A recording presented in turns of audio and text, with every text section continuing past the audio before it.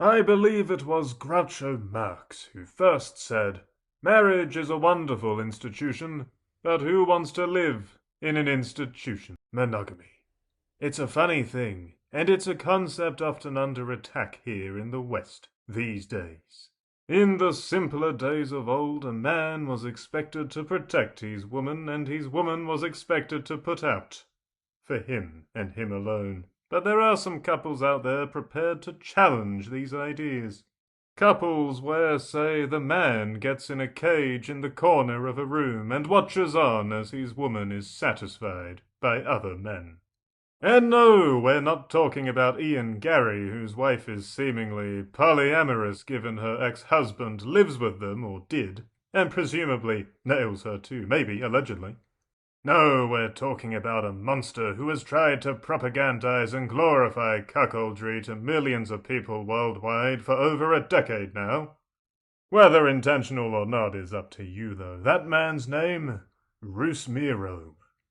Turn back the clocks to 2015, and despite being relatively short for a wrestler in WWE, quite stocky, chubby, and sporting comical facial expressions, the geniuses over at WWE had tried to give this guy an almost year-long monster push where he'd pick up wins on heavyweights often larger than him who had to act like they were outmatched by the power of him doing barefoot spin kicks and slapping on a light camel clutch.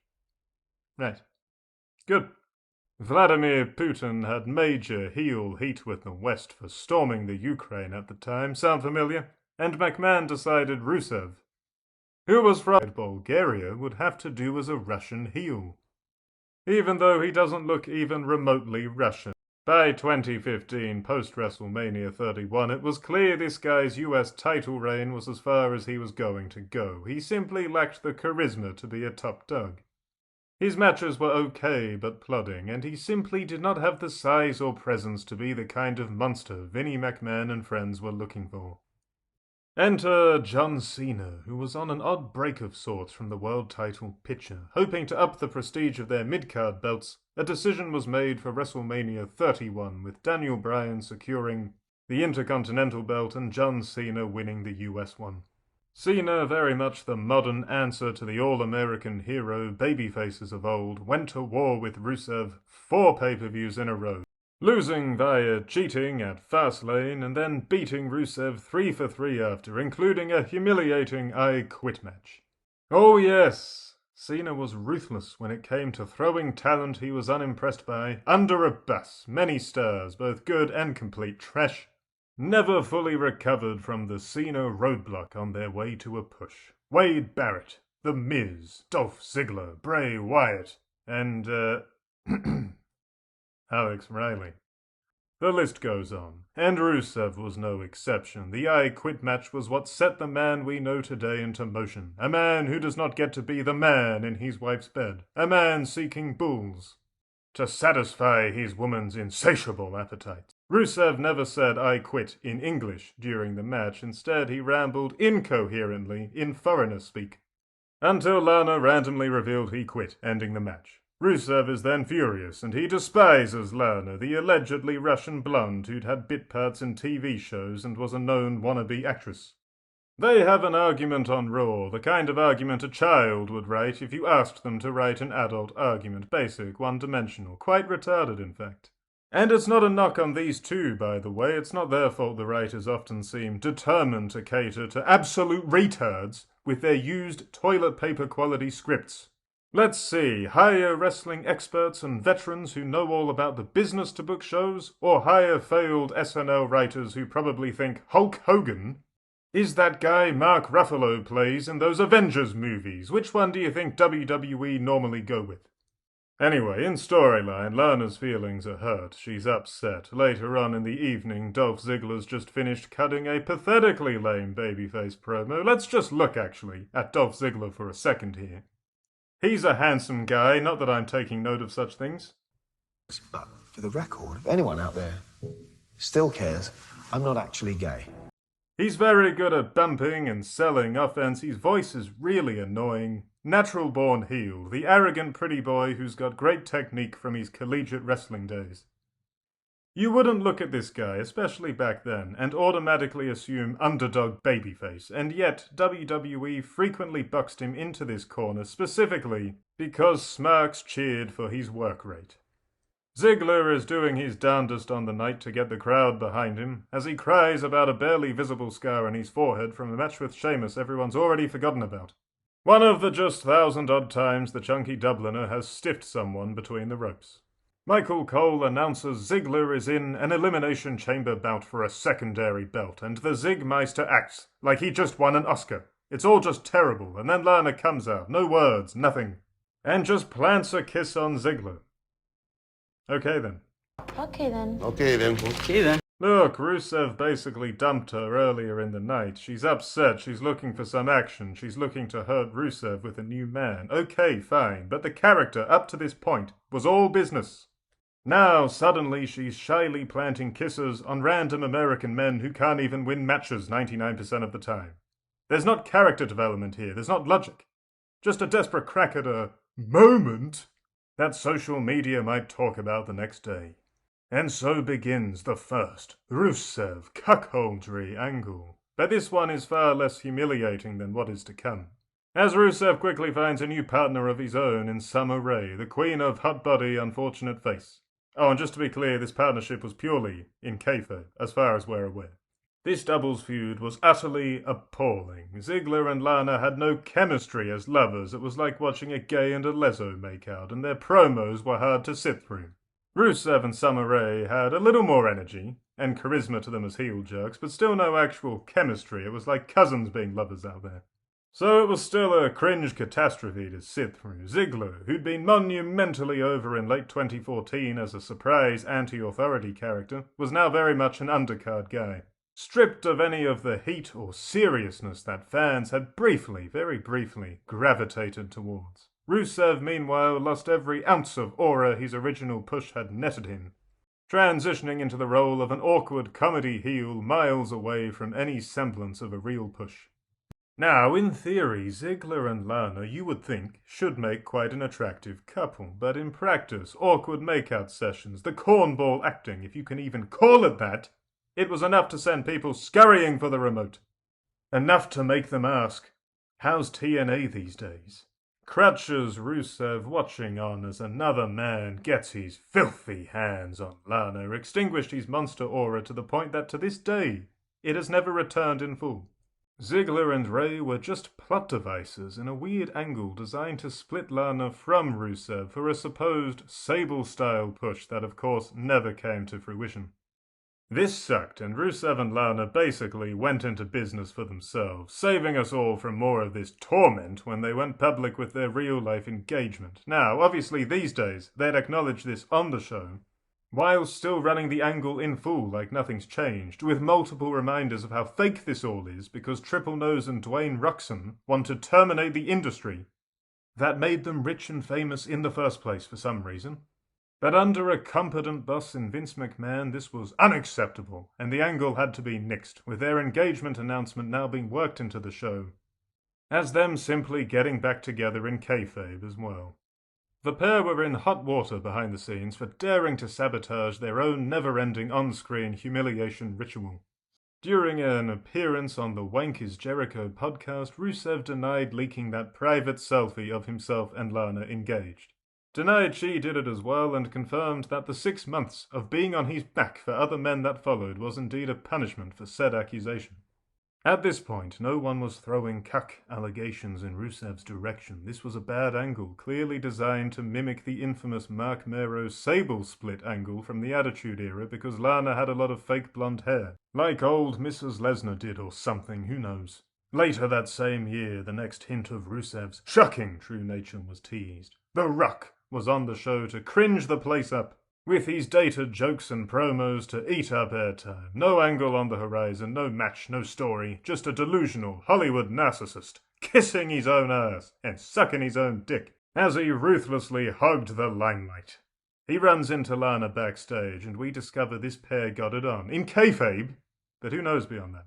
A one-night stand in a hotel room, during which Lana belittled and bad-mouthed Rusev, who was presumably back at home, who knows. And Rusev walks in on this, and does nothing beyond look a bit angry and hurt. No retaliation against the Jumanji guy. No retaliation against the Jumanji guy. He just stands there in impotent anguish as the taller, richer, better-looking guy brags about nailing his woman. Once again, this just seemed like a humiliating burial angle for Rusev, mistreatment from a petty booking team. No one's eyebrows were raising over the guy's potential proclivities. Years went by with stop-start pushes for the Bulgarian brute, including another US title run, a babyface run where the Rusev Day catchphrase caught fire, and a whole lot of frustrating undercard nothing, eating up his prime years. And that all changed in 2019 with the arrival of Paunch Hayfat as the new head booker of Raw. When it comes to booking a wrestling show, Hayfat has always loved two things: Jerry Springer-style trash TV angles and developing a cult of personality around himself. And there is this idea out there, largely promoted by Heyman, that he is some kind of booking genius for his work in ECW and then on SmackDown for a little while during the Ruthless Aggression era as well. There are certain things Heyman has often proven to be very clever with. 1. Disguising a talent's weaknesses with some cheeky smoke and mirrors booking. 2. Giving people all over the card something to actually do, keeping most of the roster more colourful and active than they'd otherwise be. And 3, and this 3 really only extends to his ECW booking, conjuring up characters and angles that are culturally and topically relevant. See the feud between the Public Enemy and the Gangsters for a prime 90s example of this before he became an out-of-touch old man. By 2019, though, it was clear the only current topic Paul Heyman was well versed in was a little something. It starts with a P, it ends with an N, 4 letters, 1 word. I can't say it on YouTube, but take a gander at the more negative comments on my videos and you can get a good look at the retardation of retarded low-5 addicts who can't stop watching it because no one bar their Uncle Dave has ever wanted to touch them. He was not master of his domain. And under the watch of Hayfat, Lana had a new man in her life. A man who, in the words of Powerhouse Hobbs's merchandise shirt I've seen white people wear, is big, black, and jacked. Lana liked herself a big cup of hot cocoa, and she wanted hubby Rusev to know all about it. It all kicked off during a match between Rusev and Zest Rollins, when Lashley rudely interrupted the bout to start making out with Lana. Shocking stuff. All designed to garner big reactions on social media. Something this feud did actually in general succeed at admirably at the time. At this point, fingers were not really being pointed at Rusev or Lana so much as Paunch Hayfat. You see, while Lashley was porking Lana, in kayfabe, there was an additional, even more blatant cuckold angle involving Mike and Maria Kanellis, as Ring of Honor's lone attempt at pushing a non-work rate guy up the card wondered who exactly had impregnated his wife. All we knew for sure in the angle was that it wasn't him. We all know who the father truly is of my child, Ricochet. And even ECW's most famous long-running feud, Raven versus Tommy Dreamer, frequently involved them sleeping with each other's love interests. So this was just a Heyman thing. Poor Rusev, unlucky again, picked on by a booking and management team likely jealous of the fact he'd landed such an attractive wife. The feud raged on, from a surprisingly entertaining restaurant fight segment to an offensively awful divorce segment with famed little girls enthusiast and known cuck in his own right, allegedly, Jerry the Cuck King Lawler. Great commentator back in the 90s, genius wrestler back in the 70s and 80s, but good grief, that guy's personal life is a laundry list of red flags and disasters. He's damn lucky most of his life and career was before the age of social media busts and cancel mobs. Anyways, none of the people involved were exactly Daniel Day-Lewis or Jessica Lange in the acting department, and much of the booking felt like a masturbatory fetish of someone behind the scenes, working on their very likely circumcised member with a sweaty palm, while the other hand raided a bucket of good old Kentucky Fried Chicken. Funnily enough, Rusev wound up getting some organic fan support during this 4-month craptastrophe, from smarkier types feeling sorry for the real-life guy being dealt such a bad creative hand, to casual fans enjoying the general stupidity of the storyline. As if being cucked by the Almighty wasn't enough, it turned out Liv Morgan was also in on the Rusev humiliation game, joining clams in Scissor Sister unity with Lana. Shocking stuff! There was enough crowd support to warrant a push for old Rusev out of this whole kerfuffle, as the Rusev Day meme began to swirl among crowds once again. Instead of getting his revenge as a hard-done-by babyface and moving on though, the former Putin simp did a few jobs to Lashley, looking like a useless tomato can in the process, and was never granted the chance to secure his revenge properly. It was plain as day that the WWE had little interest in actively pushing Rusev. And having been subjected to more than one credibility-wrecking angle, it was hardly surprising to see WWE continue shafting the guy when they released him from his contract, as part of some of the ice-cold budget cuts during the pandemic. And one door closes, another one opens. A forbidden one, if you will. Although AEW hadn't begun their parasitic destruction of New Japan just yet at the time. Rusev was free and on his way to greener pastures where the creative freedom of the wrestlers is celebrated, apparently. With the shackles of old man Vince and company gone, Rusev could finally show us what he's really made of. By being Kip Sabian's video game loving friend. Okay. Okay then. Okay then. We're just gonna fast forward to the next shocking instance of this big man's fetish, because these early days of his adventures in the all-elite zone are change-the-channel worthy. Rusev found new life by ditching one of the countless comedy twinks to come out of the UK wrestling scene, moving on from Petite Sabian, Rusev, or Miro, as he was now known, finally got somewhat interesting when he became a religious zealot tough guy. It was all going so well, including a perfectly respectable TNT title run, until the man who just won't take no for an answer from Sasha Banks stepped into view. Sammy Guevara. Tony Khan's long-running, supremely unhealthy obsession with having a twink division reared its ugly head as Guevara and his horrifying tongue-out facial expressions were allowed to very unconvincingly beat Miro for the mid-card gold, without a title, and now disappearing for long stretches of time for largely unclear reasons. Miro added a new, shocking dimension to his unfortunate state of mind. We all thought the days of Trouble in Paradise angles were finally over. For wrestling's first major Bulgarian talent, that this AEW gimmick of his would be immune to such embarrassments. Well, we were wrong. Miro began suggesting that his losing ways had left him cock-blocked, as an unnamed wife who we all knew of, who we all knew the name for, was simply not putting out for him until he started winning again. Tough stuff. Probably a wall of pillows between them like that couple in Nobody or something.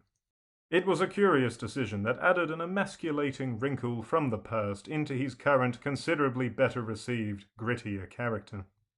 And as fans eventually discovered after one of Miro's mysterious sabbaticals, the removal of his balls was still in full effect.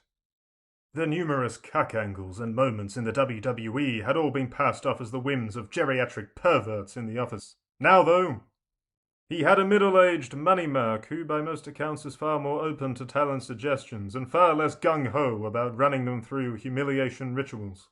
So with Lana stepping into AEW, fans were curious to see what these two would do without the perverse tentacles of a man who named dildos after talents, allegedly, and another man who takes to lying like Zest Fruity Rollins takes to other men in the gym shower. Just what worthwhile angle would they give us under the AEW umbrella? Well, while not as blatantly cucky, the arrival of CJ in AEW quickly led to more trouble in paradise as she took on Latin loverboy Andrade El No Englisho as her new client. You know, there are some escorts out there that call the folks they service clients. It's how some folks paid the bills through college, actually. Not me, obviously. I certainly don't fear such embarrassment ever coming up if I run for politics someday, because it never happened. What do you think this is? American Gigolo? How much would you have charged me? As what, a translator or a guide? No. Just one fuck. Anyways, so first up, let's set the scene a little. All Out 2023, Miro picks up a submission win on perpetual rising star who never gets to actually rise, Powerhouse Hubs. Post-match, an incensed, blood-boiling Hubs handed the part-time mid-carder a beating until the missus arrived, helping Miro fend the big man off, after attacking him with a steel chair. Despite the help, Miro seemed less than fussed about seeing that wife of his who doesn't spread her dimple knees for him, but does spread them for Dolph Ziggler, The Rock, Bobby Lashley, Liv Morgan. One of those Old Spice commercials guys, and I don't know, the Great Khali and Hornswoggle, probably. Anyways, this of course led to additional tension between Miro and the wife he confirmed doesn't put out for him on international television, as she hung around a sleazier, better-looking Lothario who knows a thing or two about breaking hearts, as the cosmetic clone of Charlotte Flair can confirm. This was all very been there, done that, with two professional wrestlers who'd clearly rather be anywhere but there.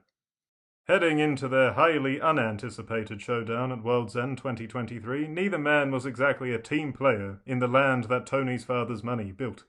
Miro wrestled all of 11 matches for AEW past 2021 before he was finally freed from Guantanamo Bay earlier this year.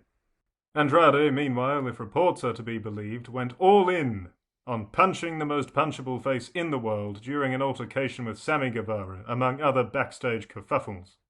All while likely hoping for another shot in the WWE once Triple Nose took over, something that has led to Andrade being just a huge star since returning. I mean, there was that time that he, last year, the other month, he works there, okay? Andrade still works there, I think. I don't know, maybe if he learned a single human language on Earth, he could get a push for a change. And with that World's End match, during which actually CJ helped Miro win, if memory serves, I couldn't be bothered to rewatch it, Miro vanished. But during that angle, Rusev and Lana finally got to strut their stuff without a head pooper or hay fat getting in their way. And isn't it strange that these two went and continued their Trouble in Paradise storytelling and subtler hints of cuckoldry? Who's to blame now, eh? What's really going on here? What's it all about? Rusev made his return to the land that Vince built earlier this year to a passable pup followed by increasingly minimal fanfare or interest. Between the ropes, Rusev hasn't really missed a step in years and has largely been paired opposite real-life pal Sheamus in stiff brawls thus far, that in theory should be complementary to his style. And yet, attempts at giving him an intimidation factor just aren't landing. Hints at his crazy religious Miro gimmick from AEW have not set the world on fire either. The aura, if there ever was any, is simply not there anymore. But why? Well, the ugly truth lies in what we've discussed here. Despite a concerted push by triggered, soy-faced cucks to normalize their lifestyle, most folks instinctively start laughing at those who practice these embarrassing ways. And while we can't speak for the real-life man behind the character, of course, disclaimer, in kayfabe, Bruce Miro is impossible to take seriously for this very reason. The kayfabe continuity of Bruce Miro involves him frequently crying over Lana running into the arms of other men in his workplace before eventually taking her back anyway. Even when she very publicly humiliates and emasculates him, as was the case during the Bobby Lashley angle, we know old Rusev will go crawling back eventually. And AEW, despite seemingly not having the cuckoldry kink the WWE has often displayed, added an even more embarrassing wrinkle to the whole thing when they revealed that despite her sky-high libido in kayfabe, apparently Lana would sooner not sleep with her own husband. If Rusev were a comedy character, maybe this would all work a little better. It would still be very weird, of course, not good content as such. But at least the comedy genre would tie into it more neatly. But Mr. Tough Guy Beastman should never be seen in such an emasculating light. As it stands, the permanent taint of the cuck cage will haunt Rusev for the rest of his wrestling days. Around every corner, every run of the ropes, every new opponent, every bump. The sordid past of humiliation will follow, lingering, loitering, lurking, laughing. It was a Vince McMahon special to use wrestling relationships against the performers, turning them into sordid, usually very embarrassing angles for his and, well, our depraved amusement. And no one got the shorter end of the stick or the harder shafting when it came to this kink of McMahon's than Big Miro. Back in 2005, poor Matt Hardy was cucked, for real, by Lita and Mr. I'm Having Fun himself, Cope. Don't look at me like that with those bug eyes, sir. Hardy had a total emotional breakdown and publicly trashed them. Got fired for his antics and then publicly trashed the WWE as a whole in response. When the WWE eventually brought him back, it was clear they did not bring him back to make him a star, they brought him back to make an example out of him. Hardy spent years getting jabronified, jubbing like there was no tomorrow, showing the rest of the roster that there are consequences for publicly airing the promotion's dirty laundry. And while fans did still like Matt Hardy and the general quality of his work remained fairly high, the stench of jubber haunted him for years after. To lose to Matt Hardy was to look weak. Well, while Rusev has never been buried between the ropes long term to the shamelessly cruel extent Matt Hardy was, that stench of bad booking from yesteryear is following him around like a bad fart that just won't leave. Tainted and cursed. An almost unshakable combo in the unforgiving world of professional wrestling.